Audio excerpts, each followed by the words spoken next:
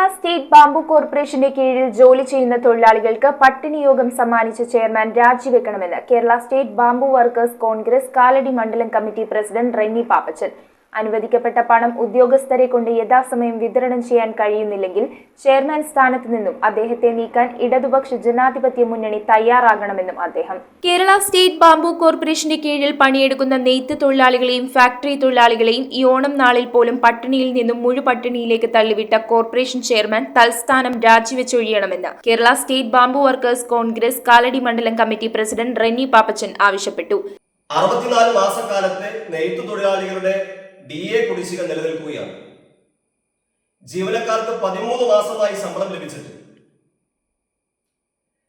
ജീവനക്കാരുടെയും തൊഴിലാളികളുടെയും ആനുകൂല്യങ്ങൾ നിലച്ചിട്ട് വർഷങ്ങളായി. ഈ ഓണം നാളിൽ പോലും ഈ പാവപ്പെട്ട തൊഴിലാളികളെ ഇത്തരത്തിൽ വഞ്ചിക്കുന്ന സമീപനം ഒരിക്കലും അംഗീകരിക്കാനാവില്ല. നെയ്ത്ത് തൊഴിലാളികൾക്ക് 64 മാസക്കാലത്തെ DA കുടിശ്ശികയും ഫാക്ടറി തൊഴിലാളികൾക്ക് 13 മാസത്തെ ശമ്പള കുടിശ്ശികയും നിലനിൽക്കുന്നുണ്ട്. പെൻഷൻ ഉൾപ്പെടെയുള്ള മറ്റ് എല്ലാ ആനുകൂല്യങ്ങളും നിലച്ചിട്ട് വർഷങ്ങളായെന്നും എന്നിട്ടും ജീവനക്കാരുടെയും തൊഴിലാളികളുടെയും മേൽ അധിക ജോലി ഭാരം അടിച്ചേൽപ്പിക്കുകയാണെന്നും അദ്ദേഹം കൂട്ടിച്ചേർത്തു. ഈ പാവപ്പെട്ട തൊഴിലാളികൾ എടുക്കുന്ന പണിയുടെ ആനുകൂല്യമാണ് ഈ ചെയർമാനും മറ്റു ഉദ്യോഗസ്ഥരും പങ്കുവറ്റി മുന്നോട്ട് പോകുന്നത്.